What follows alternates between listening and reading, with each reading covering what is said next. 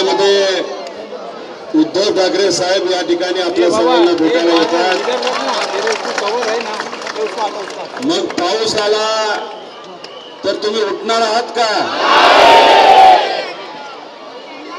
खूप जास्त पाऊस आला तरी तुम्ही उठणार आहात का? या सरकारने परत एकदा तुम्हाला दुर्लक्ष केलं तर उठणार आहात का? माझा उद्धव ठाकरे साहेब आपल्याशी चर्चा करतील।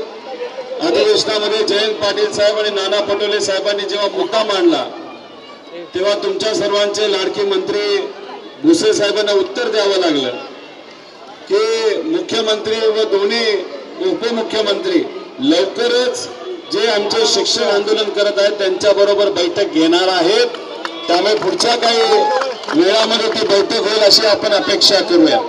फक्त काही लोकांनी मला येऊन सांगितलं, काही सिव्हिलमध्ये काही पोलीस अधिकारी तुमच्यामध्ये तुमचं नाव नंबर तुमची संस्था असं काहीतरी लिहून घेण्याचा विचार करत आहेत, नाही तर प्रयत्न करत आहेत, आधार कार्ड घेत आहेत। आता फक्त काय करायचं, तसं कोणी तुम्हाला काय मागितलं तर उभा राहायचं आणि म्हणायचं बघा हा मला मागतो नाही तर ही मला मागतो, सांगणार का नाही सांगणार?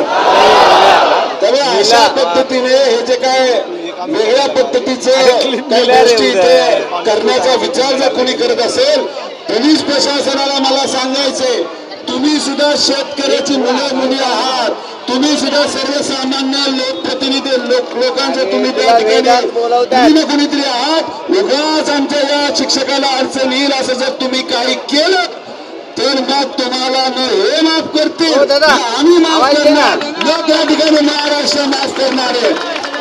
आताच आपल्या सर्वांना भेटण्यासाठी विश्वजित भैया इथं आलेत, तसेच जनक साहेब सुद्धा या ठिकाणी आमदार आहेत, दोघं आमदार आहेत ते आपल्या आणि नागपूरचे आमदार काँग्रेसचे ठाकरे साहेब या ठिकाणी आहेत आणि जसे हे ठाकरे साहेब इथं आले थोड्या वेळात उद्धव ठाकरे साहेब सुद्धा इथे येणार आहेत, त्यामुळे हे आपल्या सर्वांचे संवाद साधतील।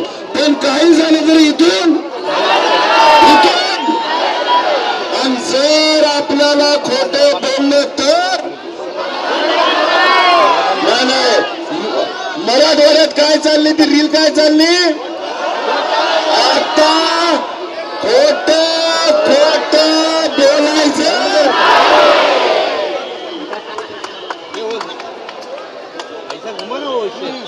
सेफ्टी इधर करना